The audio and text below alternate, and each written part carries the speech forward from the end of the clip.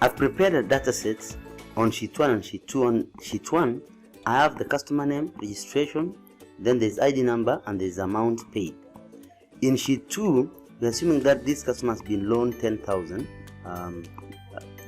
on column E. So I want to find the amount paid by a customer using the ID number as the unique ID.